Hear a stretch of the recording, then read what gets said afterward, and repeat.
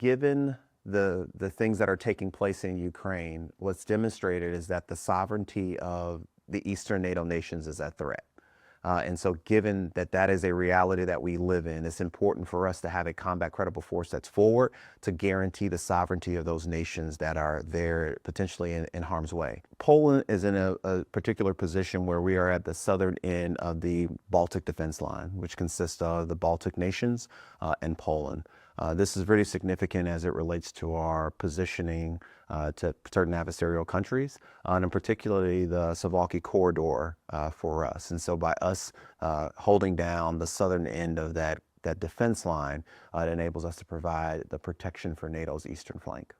This region is of particular importance for the alliance because of the famous Suwałki corridor, right? So this is the corridor that connects Russia and Belarus to the Kaliningrad Oblast. And so it's important for us to protect this particular corridor because this connects Poland with Lithuania, Estonia, and Latvia. And so by us being here and present in this particular area, we demonstrate that, we will maintain a forward presence, we will establish deterrence, and most importantly, we will create space to allow for our allies to continue to build their defenses, become stronger, become more collective in our ability to be able to defend into the future. U.S. company CALFEX is a culminating exercise for our companies that enable them to understand the fundamentals of combined arms maneuver. It consists of units that are maneuvering on the ground, the echelonment of fires such as indirect fires from mortars, field artillery indirect fires, as well as close air support to enable them to understand how they bring all of those things together to achieve an effect on the battlefield.